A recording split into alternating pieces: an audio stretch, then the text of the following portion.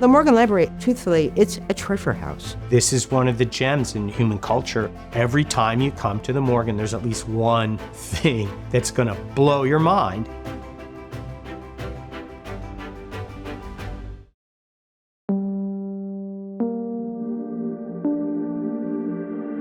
I'm Firelei Báez. I am a visual artist, meaning I make everything from large installations with sound to performances. But the thing that I'm most fond of, what I love doing the most, is two-dimensional artwork, drawing, painting, etc.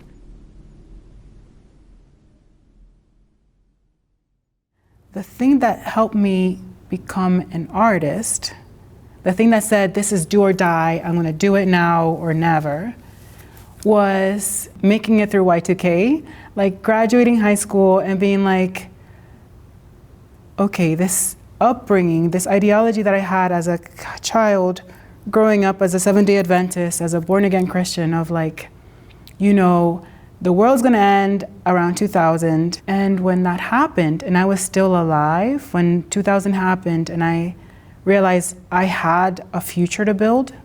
I had to think of my choices, my desires. Then I said, the thing I love the most is art making. So this is it. I have to do it. There was this one senior teacher, my last high school teacher at Miami-Jackson. His name was Eric Jenkins. He was this fabulous, expressive self who just, you know, everything he did was creative, and by extent allowed everyone around him to also be creative, was something that just like cemented this love of art. I still didn't think I was gonna be able to make art. I didn't see how it was a viable thing because I couldn't afford to go to college, so I went to the local community college. And there, you were forced to take an elective. And so I chose to take painting. And there was this amazing professor, her name was Claudia, and she said, there's something there, you should try this out. There's a free school in New York, it's called Cooper Union. And then there was this portfolio review, and the people from Cooper Union were doing the review then in Miami, and Dave Gleason was there, and she said, I think I agree with her. There is something there, you should try it. And so between the two of them, I applied to Cooper, and miraculously I got in, and that changed my life.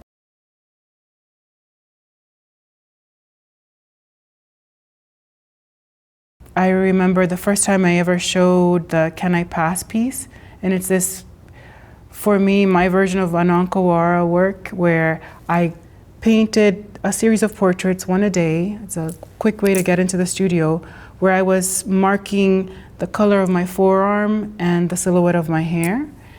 And the work was one thing, but the title for me, titles are usually poems or introductions to the works themselves.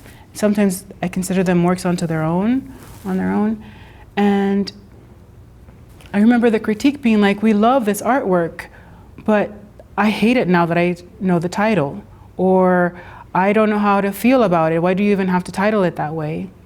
So this disassociation from intent, or this effort to like pull identity or selfhood or individuality away from an artwork, yes, that was a pushback at that time, to be like, no, I do want to have this title that says exactly what I want you to hear.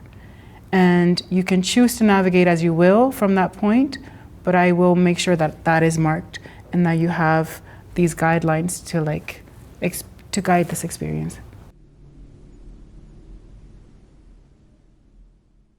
So when I went to Cooper, I had a chance to study abroad, and I went to Italy for a summer, and that study ended with the Venice Biennale. And I got to see Olafur Eliasson's Room for One Color. Going into this room that turned everything yellow, and by extent made you see everything around you in black and white, it reduced color to this very limited chroma. It might not have been the intent in his work, but it made me realize even further how limited and how fallible human sight is. As someone who grew up between the Caribbean and the US, I was very aware of race. By extent, I think it influenced my making of the piece, Can I Pass? It reduced it to this one variable, and other color study rooms that I have done after have been influenced by that room for one color. And they are, for me, created symbolic. It's using color as a symbolic gesture. For him, it's a phenomenological study. It's like a way of studying the environment. But I extended that into a more of a social understanding of that work as well.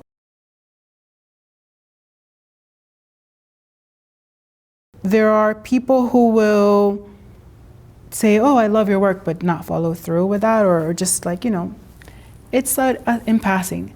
There are other people who are like, I love your work and I want to see it thrive in the world.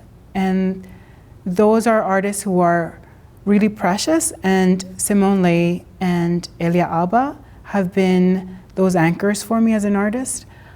I remember as a grad student having, I think it was still a time when people would print out paraphernalia about their work. You would print your little card or the poster for your show. And she saw a poster I had made, or a poster for a show I had been in a party, a house party she was in. And she stopped the host and she said, like, I love this. Who is this artist? I need to meet them. And she found me, and we've been friends since. She's just like, I love this work. I invited her to be like, come to my thesis. It's just people who like put their whole self into what they love. And Elia Alba, it was a party for Elia Alba. So the two of them found me and just like, nurtured me into who I am today. There's a whole generation of painters that are still unpacking Chris O'Feely's new museum exhibition. The way it unfolded from the black and blue paintings, that very dark room where you just saw the luminescence of that iridescent room down there, and then going up to the installation upstairs that had the wallpaper. That room was just like sublime. You think of the chapel he did when he represented the UK, and it was a dreamier version of that. And that has become, I think, the goal for so many artists. Whenever you look at an artist doing a wallpaper installation, they're usually, consciously or not, referencing the way that that space enveloped you and transported you.